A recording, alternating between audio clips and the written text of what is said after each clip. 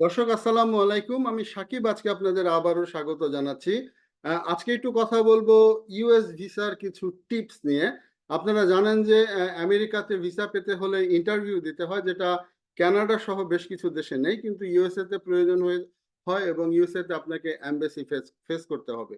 তো আমরা আজকে 12টা টিপসের মতো আলোচনা করব। আশা করি সাথেই থাকবেন। ভিডিওটি হয়তো উপকারে আসবে বাংলা ভাষাভাষী যারা আমেরিকার ভিসা নিয়ে আগ্রহী তাদের জন্য, এবং এই ভিসার যে ইন্টারভিউটা সেই ইন্টারভিউটা আপনি যদি বাংলাদেশে বসে অ্যাপ্লাই করেন তাহলে বাংলাদেশের ইউএস এম্বাসিতে হবে, এবং অন্যান্য দেশে বসে যদি করেন তাহলে সে দেশের ইউএস এম্বাসির অফিসগুলি যেগুলি রয়েছে ডেজিগনেটেড সেই সমস্ত জায়গাগুলিতে আসবে।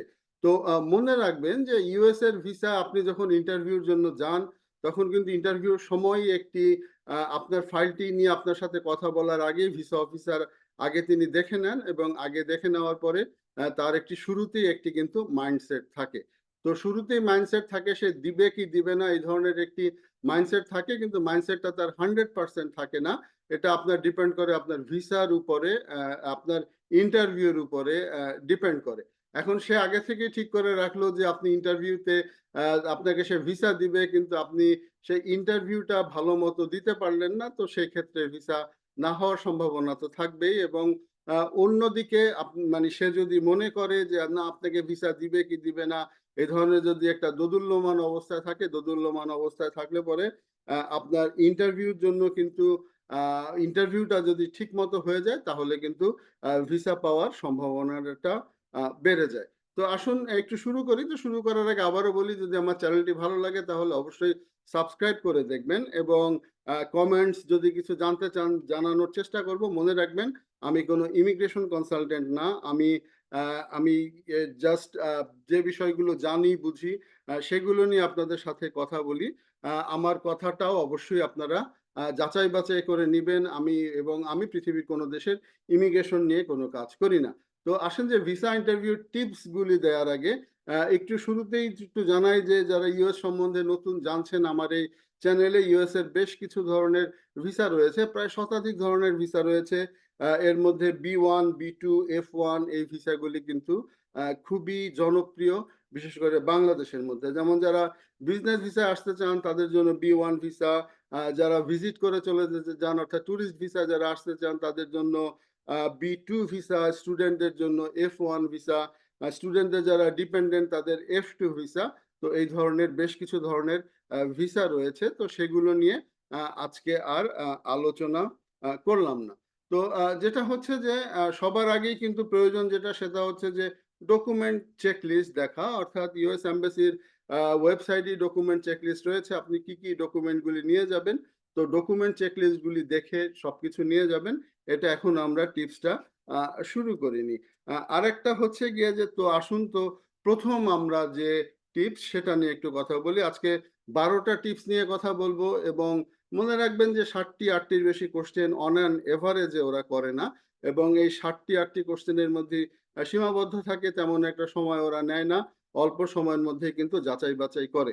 তো আমি যদি 1 নাম্বার পয়েন্টটা নিয়ে একটু আলোচনা করি যে ভাষাগত দক্ষতা, আপনাকে ইংরেজি ভাষায় সেই ইন্টারভিউটা দিতে হবে। এখন কারো যদি বাবা মার জন্য কেউ অ্যাপ্লিকেশন করে সেক্ষেত্রে হয়তো তারা ইন্টারপ্রেটার নিতে পারে, কিন্তু আপনি যদি বিজনেস ভিসার জন্য যান, আপনি যদি স্টুডেন্ট ভিসার জন্য যান সেক্ষেত্রে আপনার, বা আপনি যদি ভিজিট ভিসার জন্য যান তো সেক্ষেত্রে অবশ্যই আপনাকে ইংরেজিতে কথা বলার দক্ষতাটা থাকা লাগবে।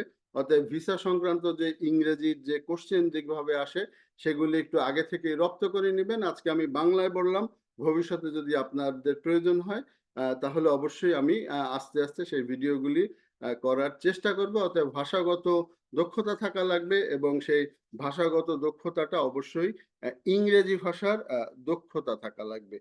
তো 1 নাম্বার আলোচনা করলাম ভাষাগত দক্ষতা। এবার 2 নাম্বার আসেন যে সেটা হচ্ছে যে ড্রেসটা প্রপারলি থাকতে হবে। আসলে ড্রেসগুলি খুবই ক্যাজুয়াল ড্রেস না পরে ফর্মাল ড্রেস পরা ভালো। ছেলেরা কোট প্যান্ট টাই পরতে পারেন, মেয়েদের ড্রেসের ক্ষেত্রে অবশ্যই শালীনতা থাকা লাগবে। অফিসিয়াল ড্রেস, মোট কথা অফিসিয়াল ড্রেস কোডের যে সমস্ত ড্রেসগুলি যায় সেই ড্রেসগুলি অবশ্যই পরে যাবেন।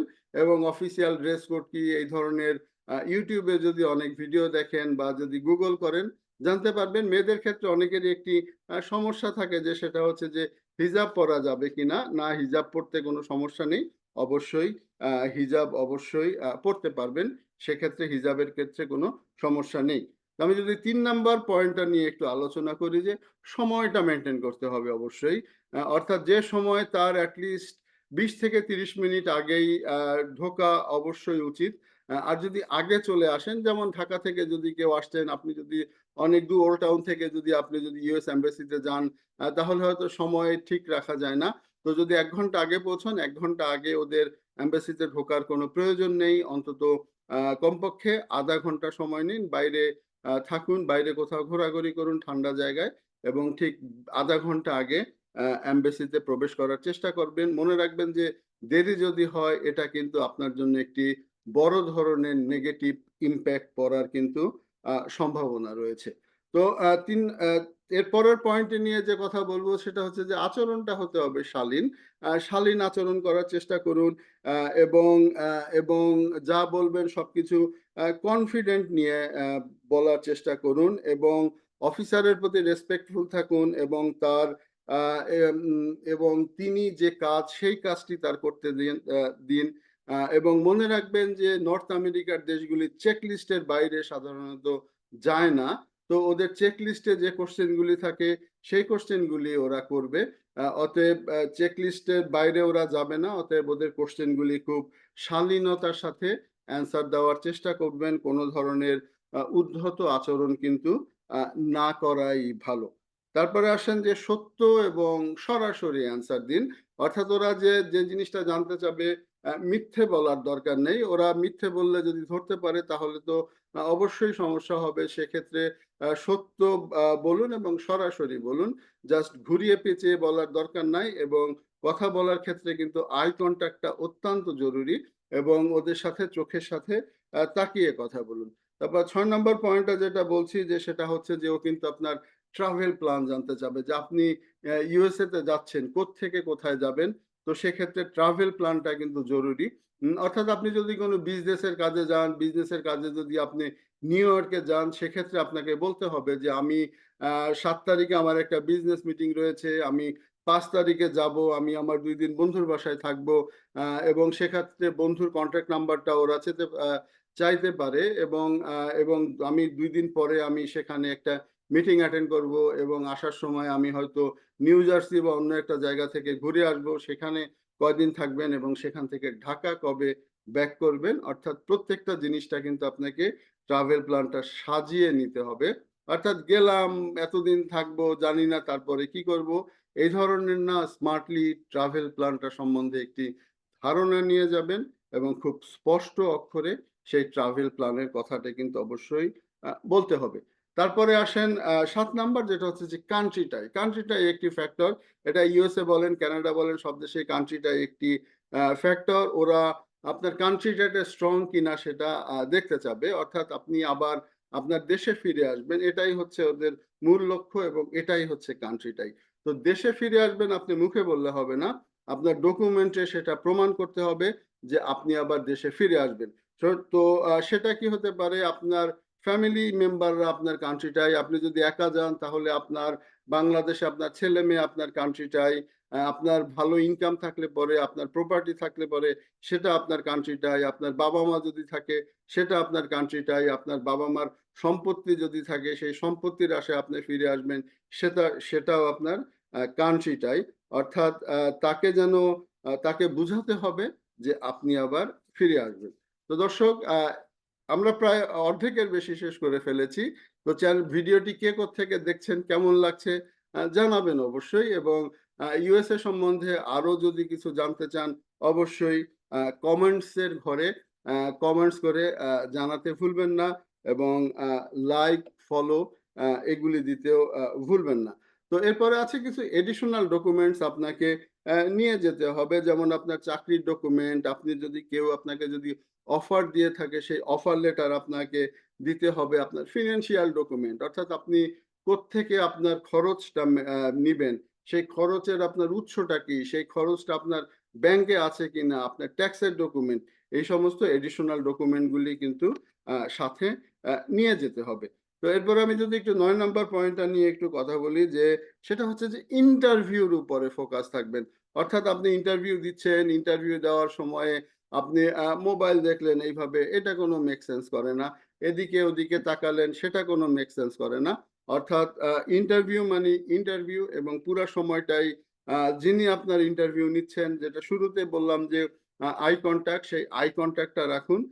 এবং এভাবেই কিন্তু আপনার ভিসা প্রক্রিয়াটা কিন্তু সহজ হয়ে আহ, যেতে পারে। ভিসা প্রক্রিয়াটা সহজ হয়ে যেতে পারে, অর্থাৎ পাশে কি হলো, পাশের টেবিলে কে কি বলছে, এটার দরকার নাই। অর্থাৎ আপনার ফোকাসটা থাকবে হচ্ছে গিয়ে একেবারে টোটালি ইন্টারভিউর উপরে।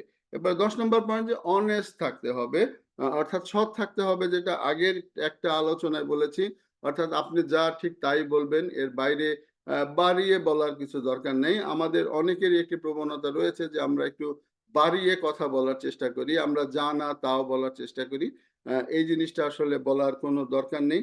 মনে রাখবেন, যে কোনো ধরনের রং ইনফরমেশন আপনার জীবনটা শেষ করে দিতে পারে। না, ওরা অ্যারেস্ট করবে না আপনাকে, আপনার জীবনটা শেষ করে দিতে পারে এই সেন্সে যে সেটা হচ্ছে আপনাকে ব্যান করে দিতে পারে।